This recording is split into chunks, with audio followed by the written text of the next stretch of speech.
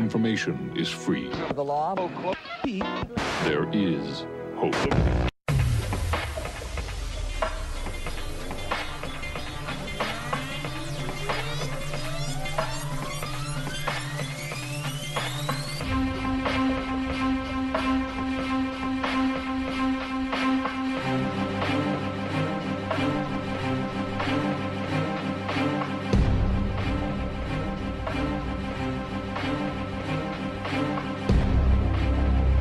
Welcome back to the American Martial Arts Show, July 2018.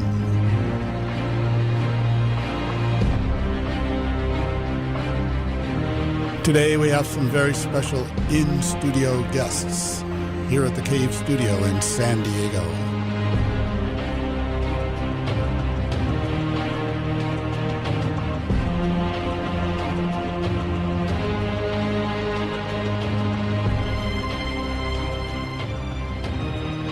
Over the last 45 years, I have seen hundreds of top Sansu people, and maybe 10% of those were excellent technical exemplars of the powerful Sansu fight.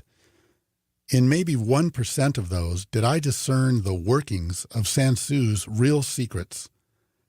Jimmy Wu said pretty much the same thing about his students, and to my knowledge, Jimmy said about only one of his students, after watching him demonstrate, "Now that's Sansu." Only one. Looked at, Sansu is not seen. Onlookers invariably say it doesn't look real. The students are wide open to counters. It's not full contact. On and on. Listened to, Sansu's teachers are not often heard. Argued with or pressed for ever more compound explanations, true understanding escapes the students.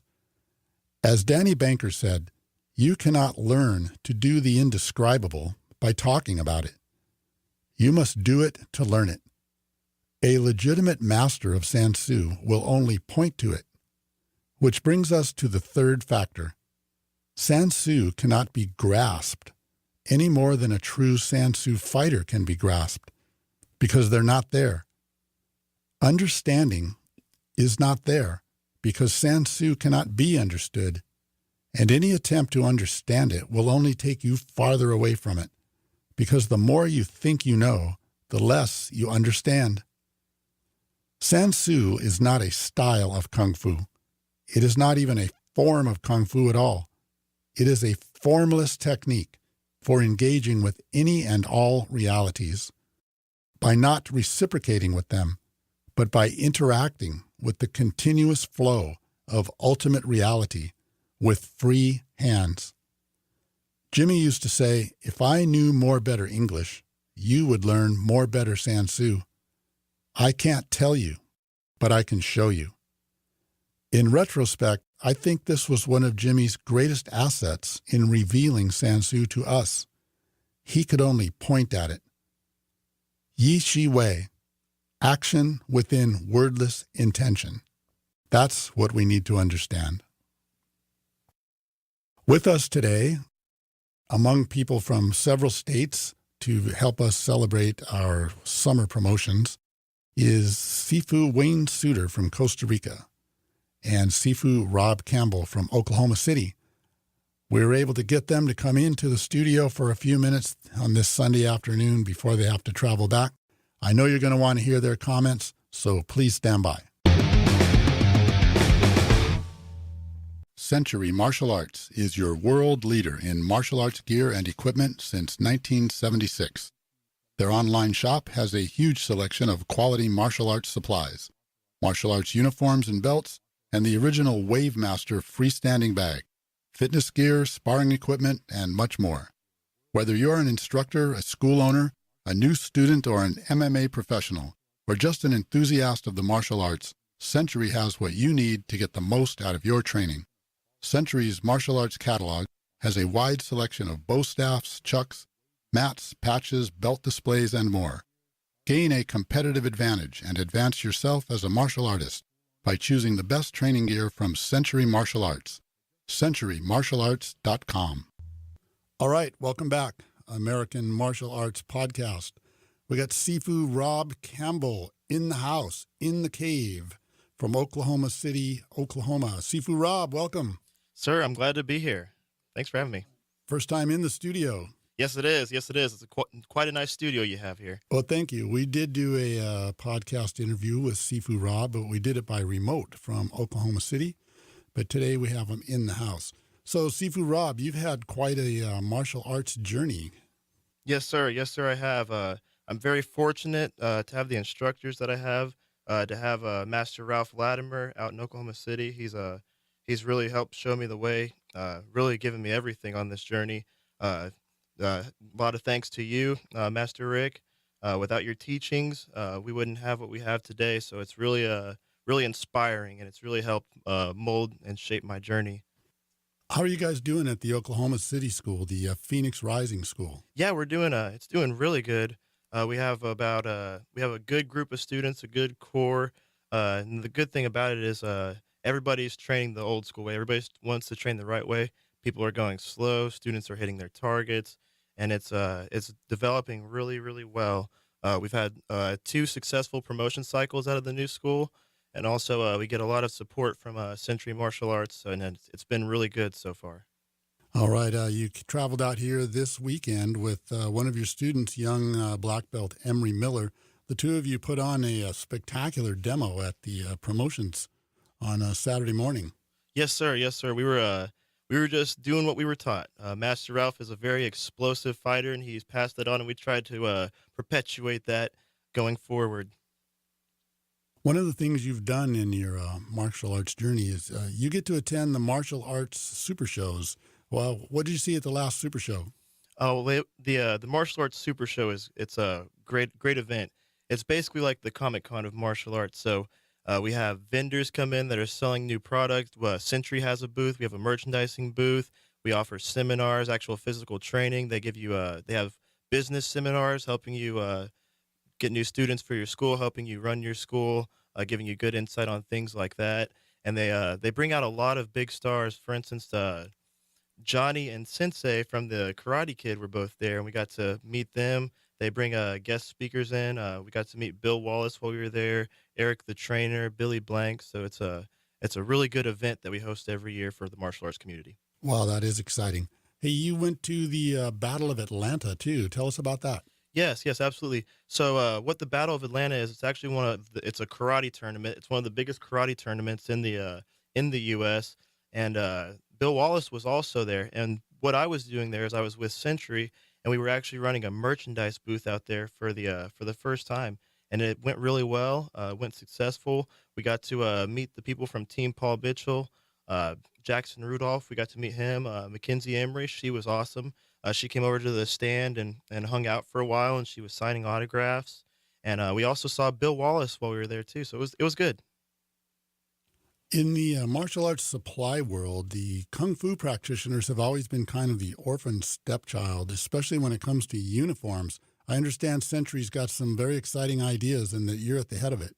Yes, sir. Yes, sir. I recently was promoted to product manager, so it's now it's my job to oversee belts, uniforms, and sparring gear. So I have to, see what our competition is doing. I have to make sure that our cuts are correct, and it's the cool thing about that job is they want a martial artist doing it.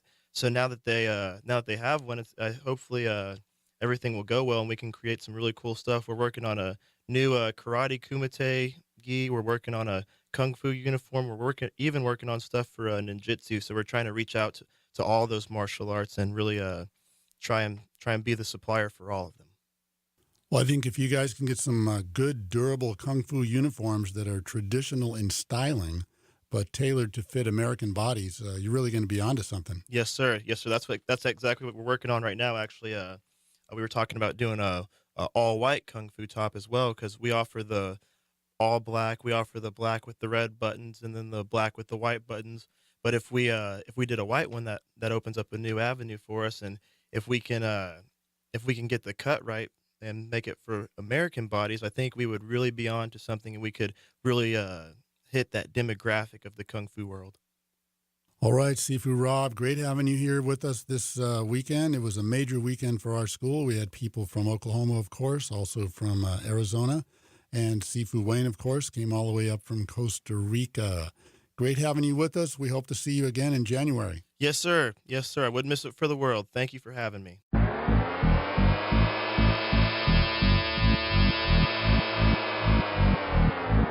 All right, we have with us in the house, in the studio, in the cave studio, all the way from Costa Rica, Sifu Wayne Suter. Sifu Wayne, welcome. Thank you. I'm glad to be here. You have your Kung Fu Sansu school in Costa Rica. Where is it exactly? We are in Atenas, Costa Rica, which is about halfway between the capital city of San Jose and the Pacific coast. We're up in the mountains in a nice, cool place, and it's a beautiful paradise. You've had some visitors. Some of the people from Oklahoma and some from San Diego have come down and done some training with you. That's correct. I've had Sifu Rob Campbell and some of his friends and some of the people from San Diego here, John Williams, came down and helped me with my promotions last year, and there was a big help. Now, you've been with me from the very beginning, coming up on 40 years, and you and I are among a handful of people who knew Jimmy Woo and got a chance to train with him. But more importantly, almost, you're one of the few people that actually knew and trained with Danny Banker. That was a very unique individual in the Sansu world. Yeah, that's true. Danny Banker was a wellhouse of knowledge. I sat many an evening and talked to him. We bonded very well, and he wrote down a lot of his philosophies on Sansu, and it was a great experience. And I live by those today. One thing about Danny is he was a real fighter. For better or for worse, he got into a lot of scraps, and that helped him boil down Sansu in his mind as to what things actually worked. That's correct. Danny's, anytime I was working out with Danny and I would get stuck with something, his advice always was think damage, because that's what Sansu, it's quick, it's brutal, it's quick, but it's a very, very effective art. What kind of people are you tracking down there in Costa Rica that are interested in learning the art? Right now, I have two young men that are probably in their mid to late 20s, and then I have two high school students. I only have 4 students right now, and possibly a 5th one when I go back. But they're very dedicated, and I teach for nothing. I'm doing this simply to pass on Jimmy Woo's legacy and the art of Sansu. I want, someday when I'm too old to teach, I want this art to expand in Costa Rica and keep growing. That's beautiful. It's very exciting. I think Danny would be shocked to see what's happened with the seed that he planted. We've spread all over the country with our school, and the things that Jimmy taught are living on through all of us. I'm very proud of it. I know you are too. That's correct. And my goal with Sansu and my goal in life is to pass the art on as pure as Jimmy taught it to my Sifu and taught it to me when I went up to his school. All right, Sifu Wayne, I know you're in a hurry. You got a few goodbyes to say before you head back to Costa Rica, but we will see you again for a social visit in September and next summer for sure when you'll get another promotion. Well, thank you very much. I love coming here every year. I look forward to coming to the promotions and to seeing all of my friends. You guys are the people here in San Diego are more than just friends. They're my brothers. All right, Sifu Wayne. Well, we love you, and you have a safe trip back. Thank you. Thank you.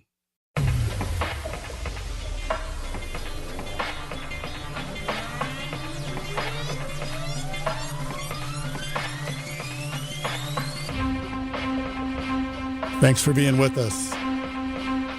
Subscribe to our show on YouTube, Stitcher, and SoundCloud. We're planning more exclusive interviews with some legendary Sansu masters, some who haven't been heard from in decades. You won't want to miss those. KungFuSansuChulaVista.com. Teaching it the way we learned it since 1979. Association schools in Washington, Arizona, Missouri, Connecticut, Oklahoma, and Costa Rica. I'm Rick Dinsmore. From the Cave Studio in San Diego, this has been the American Martial Arts Show.